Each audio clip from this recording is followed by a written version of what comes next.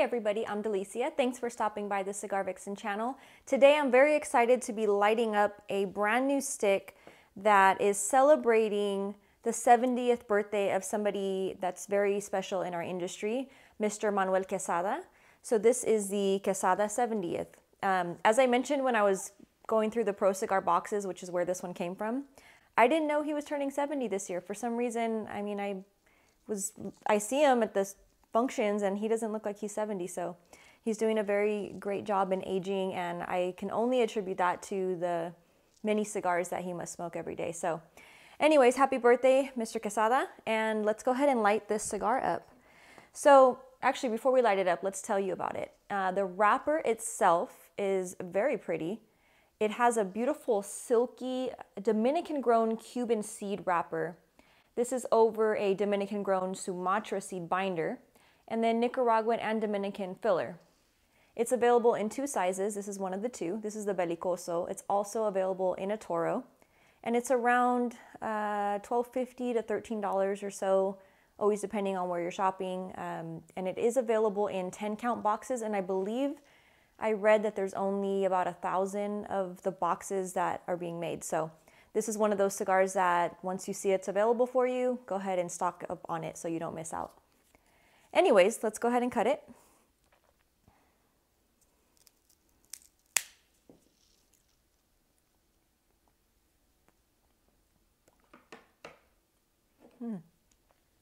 Get a little bit of spice in there right off the bat on that pre-lit draw. Very nice. Little hint of the earthiness too.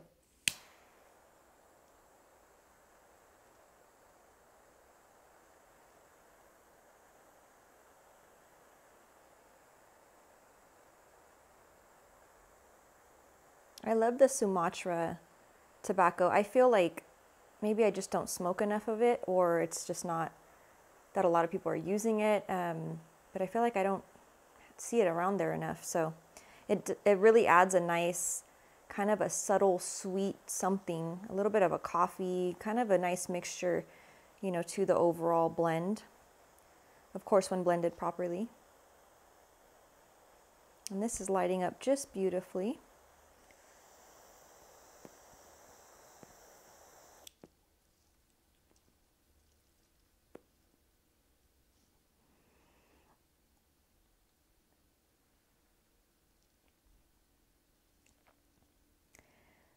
So this right away gives you a nice, warm, toasty, little hint of a spice, almost a citrus kind of mixed in there. So a spicy, just a little kind of an orange peel. Very subtle, but that spice really on the finish kind of kicks up a notch. So very nice. Good way to start it out.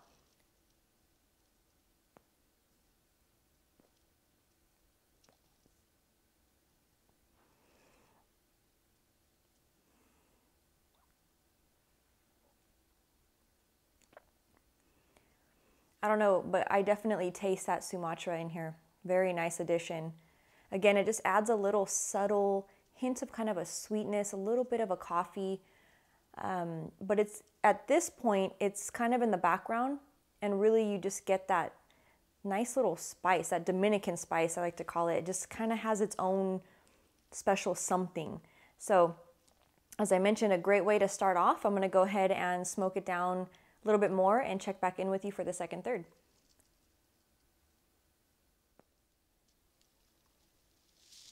So coming into the second third on this Quesada 70th, the ash is very solid, beautiful construction, great burn line. As you can see, I haven't had to touch it up at all, which is always a good thing that I look for. Flavors are a nice combination right now of a little bit of anise, little hint of graham cracker, and a little bit of clove. So there's a good combination. That beginning portion that had a little bit more of the citrus and some of that spice, like the black pepper spice, that's kind of fizzled out. In fact, there's not a lot of spice right about now. There's a little bit on the finish, but it's pretty muted. The strength is about medium, a solid medium, maybe entering into like the fuller side of medium on the strength, but it's not quite there yet. It's right around the medium on the strength right now. So really, really good. I'm enjoying the flavor. It has a beautiful aroma and again, great construction. So I'm going to continue to smoke it a little bit more and check back in with you, of course, for the final third. So coming into the final third here on the Quesada 70th, very nice on the flavors. Towards this last third, you still have a nice amount of that anise, so it's a nice sweetness that's in there.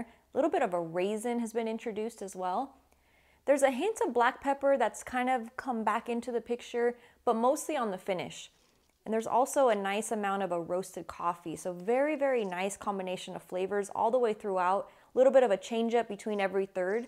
Very nice, especially on the construction and again, the overall smoking experience.